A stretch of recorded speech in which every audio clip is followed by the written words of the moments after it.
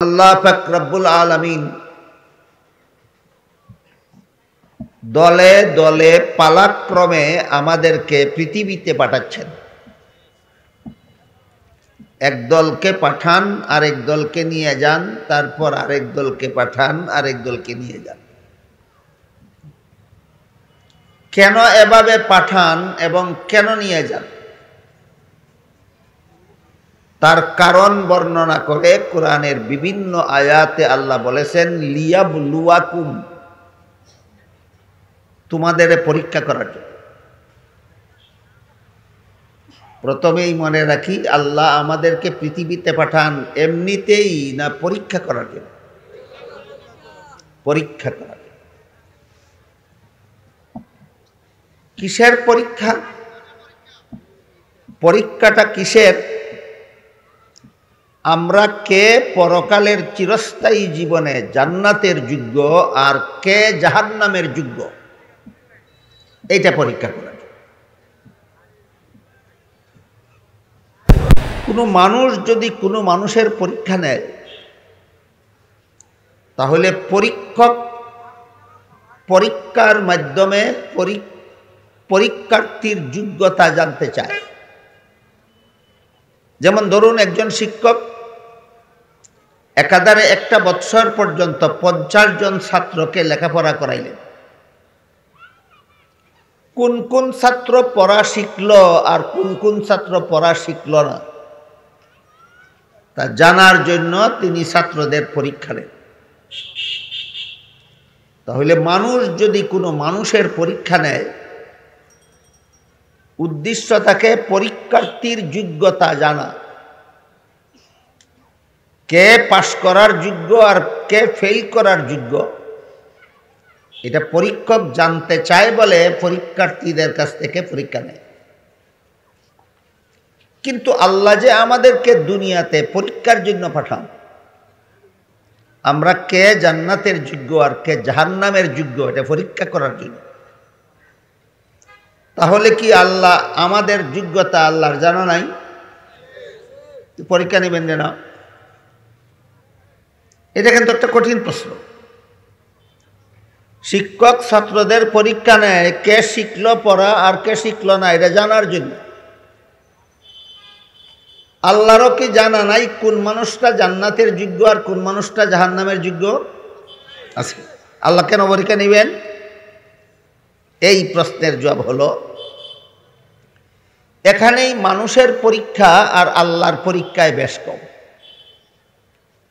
মানুষ পরীক্ষা নেয় পরীক্ষার্থীর যোগ্যতা জানার জন্য, আর আল্লাহ মানুষের পরীক্ষা নেন তাকে তার যোগ্যতা জানাবার জন্য।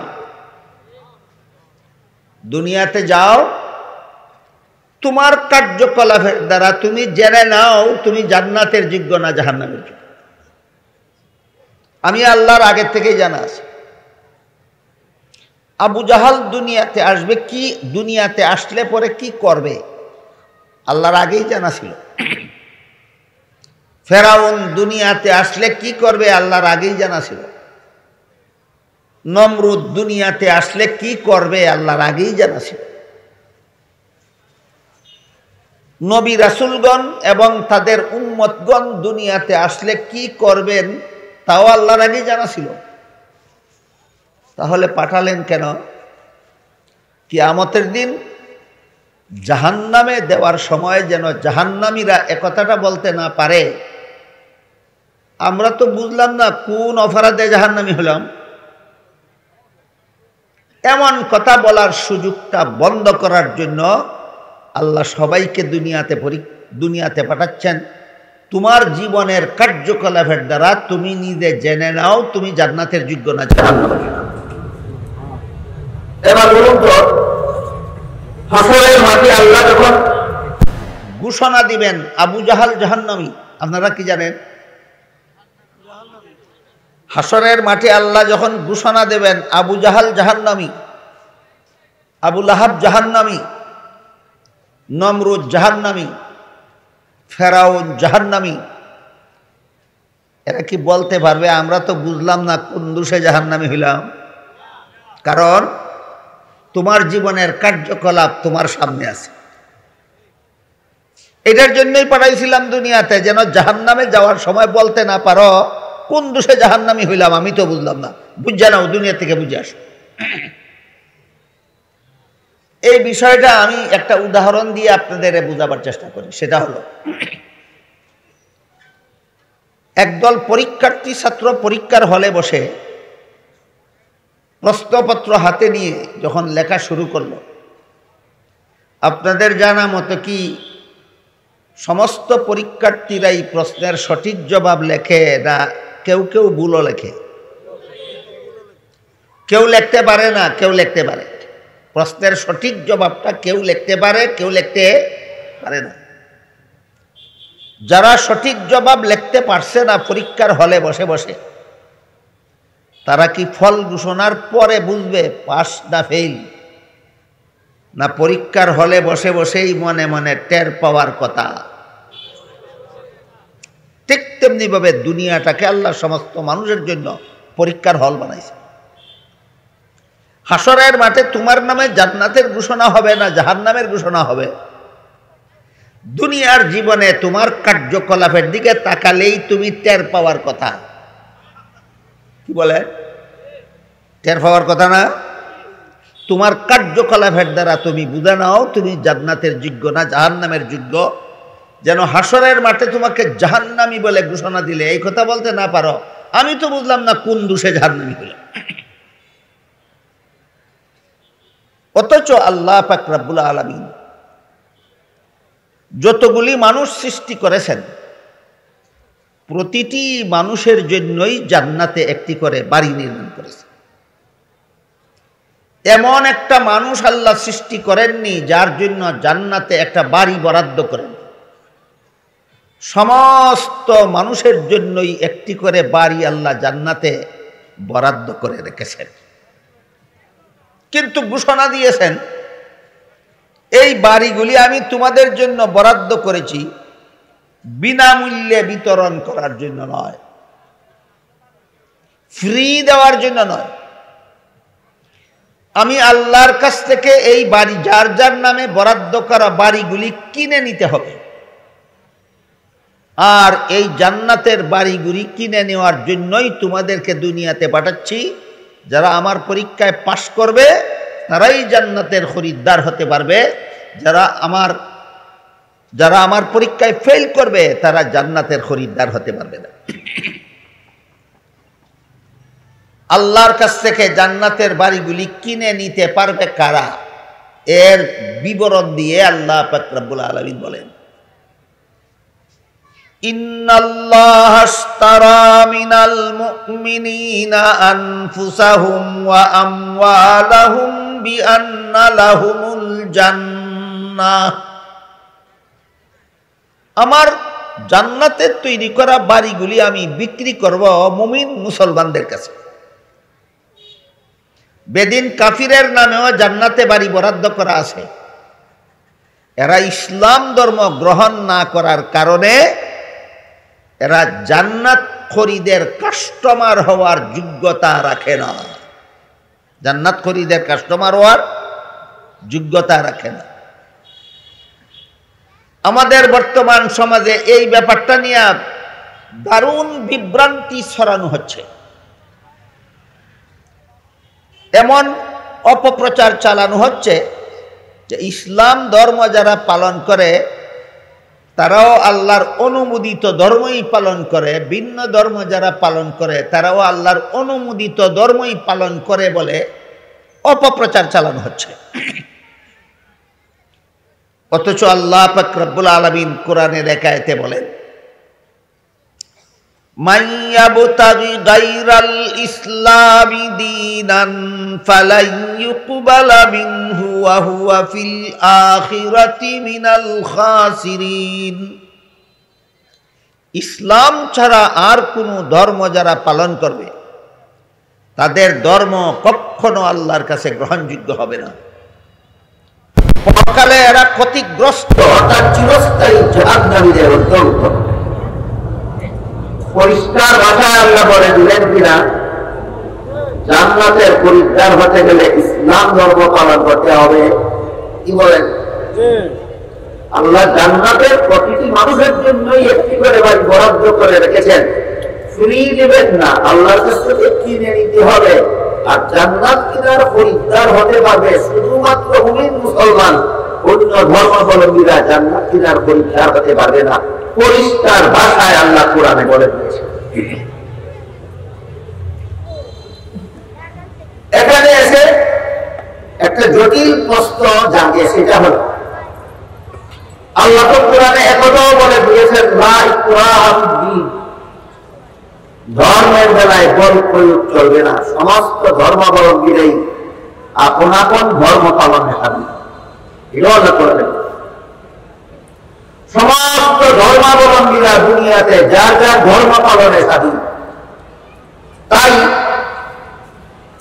সবগুলি ধর্ম পালনের স্বাধীনতা যদি দেন, তাহলে সব ধর্ম গ্রহণযোগ্য হবে না কেন?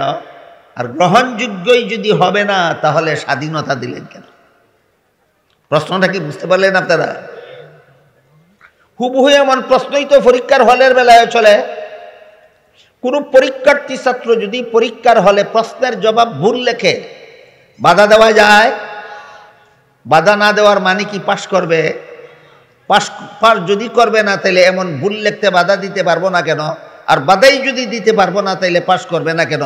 ওই প্রশ্নের যেই জবাব, এই প্রশ্নের সেই জবাব। উভয় প্রশ্নের একই জবাব। জবাব হলো নিয়ম রক্ষার জন্য। পরীক্ষার্থী ছাত্র পরীক্ষার হলে ভুল লিখলে বাধা দেওয়ার নিয়ম নাই। কেন নিয়ম নাই? বাধা দিলে এটার নাম পরীক্ষা থাকে না। বাধা দিলে এর নাম পরীক্ষা থাকে না, এই জন্য বাধা দেওয়ার নিয়ম নাই। ঠিক তেমনি ভাবে দুনিয়াতে ইসলাম ছাড়া আর কোনো ধর্ম যারা পালন করে, এদের ধর্ম পালনে বাধা দেওয়ার নিয়ম নাই। কেন? বাধা দেওয়ার নিয়ম থাকলে দুনিয়াতে পাঠাবার কোনো দরকার থাকে না। এই সুযোগে যদি কোনো পরীক্ষার্থী ছাত্র, যেহেতু বাধা দেওয়া হয় না, এই সুযোগে যদি কোনো পরীক্ষার্থী ছাত্র প্রশ্নের জবাব ইচ্ছা মতো ভুল লেখে, তাহলে যেভাবে তার কপালে গুড়ার ডিম ছাড়া আর কিছু নাই, ঠিক তেমনি ভাবে এই নিয়মের সুযোগে যদি কেউ দুনিয়াতে ইচ্ছা মতো ভ্রান্ত ধর্ম পালন করে, তার কপালেও পরকালে জাহান্নাম ছাড়া আর কিছু নাই। যেহেতু এই বিষয়টি নিয়ে বর্তমান সমাজে মারাত্মক বিভ্রান্তি ছড়ানো হচ্ছে, সমাজকে বোঝানো হচ্ছে সবগুলি ধর্ম আল্লাহর অনুমোদিত, এই শয়তানি বিভ্রান্তির অবসানের জন্য বিষয়টা পরিষ্কারভাবে আমি আপনাদের সামনে তুলে ধরে দিলাম। কাজেই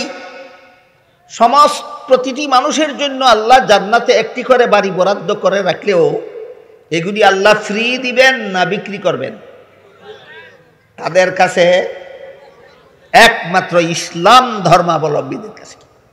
খুব পরিষ্কার ভাষায় আল্লাহ বলেছেন, ইন্নাল্লাহ আশতারা মিনাল মুমিনিন, মুমিন মুসলমান যারা, এদের কাছে আল্লাহ জান্নাতের বাড়িগুলি বিক্রি করবে। এখানে আর একটা প্রশ্ন থেকে যায়, আবু জাহাল নামে একটা মানুষ ছিল, তার জন্য অত জান্নাতে বাড়ি একটা বরাদ্দ ছিল কিনা? ছিল। আবু লাহাবের নামে অত জান্নাতে বাড়ি একটা বরাদ্দ ছিল, ফেরাউনের নামেও ছিল, নমরুদের নামেও ছিল, কারুনের নামেও ছিল, হামানের নামেও ছিল, সাদ্দাদের নামেও ছিল। এদের নামের বরাদ্দ করা বাড়িগুলি কি হবে শেষ পর্যন্ত? এই প্রশ্নের জবাবের দিকে ইঙ্গিত করে আল্লাহ বলেন, উলাইকা হুমুল ওয়ারিসুন। এর মর্ম হলো, হে মুমিন মুসলমানেরা, তোমরা যদি তোমাদের নামে জান্নাতের বরাদ্দ করা বাড়িটা কিনে নাও, তাহলে যারা কিনলো না তাদের বাড়িটা আমি তোমাদেরকে দিয়ে দেব বোনাস। আপনারা আপনাদেরটা কিনে নিবেন আর তাদেরটা পেয়ে যাবেন বোনাস। ঠিক আছে? এবার আমরা বোঝার চেষ্টা করব, আল্লাহ যে আমাদের কাছে, মুমিন মুসলমানদের কাছে জান্নাতের বাড়িগুলি বিক্রি করবেন। হাদিস শরীফে রাসূল করিম সাল্লাল্লাহু আলাইহি ওয়াসাল্লাম বলেছেন, বাড়িগুলি কত বড় এর একটা আইডিয়া দিয়ে রাসূল বলেছেন, যেই মুমিন মুসলমান জান্নাতে সবচেয়ে ছোট্ট বাড়িটা পাবে, তার বাড়ির আয়তন হবে 10টা পৃথিবীর সমান।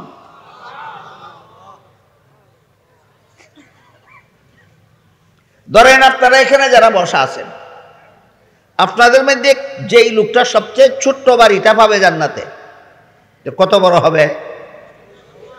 10টা পৃথিবীর সমান। আর বাকিগুলি একটার চেয়ে আরেকটা বড়, আরেকটার চেয়ে আরেকটা বড়, আরেকটার চেয়ে আরেকটা বড়। এই বাড়িগুলি যে আল্লাহ আমাদের কাছে বিক্রি করবেন বলে ঘোষণা দিলেন,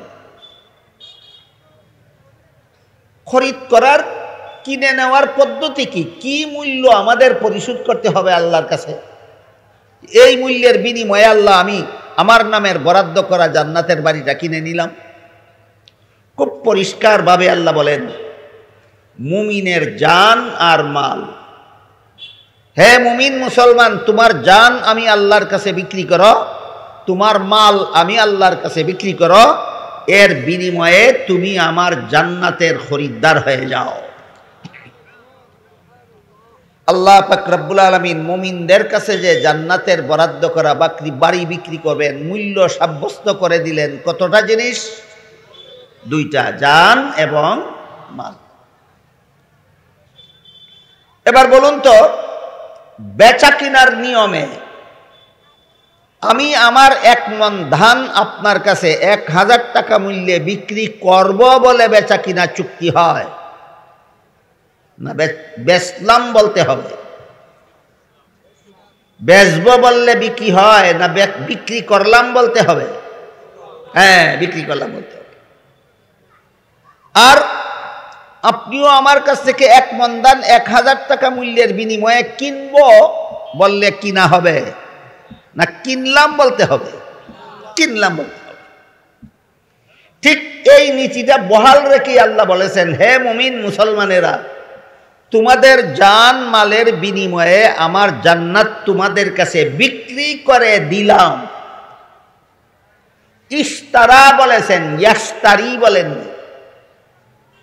তোমাদের কাছে আমার জান্নাত বিক্রি করে দিলাম তোমাদের জান মাল, এই 2টা মূল্যের বিনিময়ে। এবার এই বিক্রিটা সম্পন্ন হবে আমরা যদি বলি কিনব না কিনলাম। বলেন আপনারা কি বলবেন আল্লাহকে? কিনব বলবেন না কিনলাম? এবার মুমিনের সাথে আল্লাহর জান্নাত বেচা কেনার চুক্তি সম্পন্ন হল। এখানে এসে নাস্তিকরা বাধা হয়ে দাঁড়ায়। নাস্তিকরা বলে, এই মুমিন মুসলমানেরা তোমরা অন্ধবিশ্বাসী, নিজের জানটা বিক্রি করে দিয়েছ যে জান্নাত কিনার আশায়, নিজের জীবনের উপার্জিত সমস্ত সম্পদ বিক্রি করে দিয়েছ যে জান্নাত কিনার আশায়। জান্নাতটা কি দেখছিলা কোনোদিন? তোমরা তো অন্ধবিশ্বাসী বলে না? নাস্তিকেরা আপনাদেরকে অন্ধবিশ্বাসী বলে। আপনাদের বোঝা দরকার, মুমিন মুসলমান অন্ধবিশ্বাসী নয়, নাস্তিকরা অন্ধবিশ্বাসী।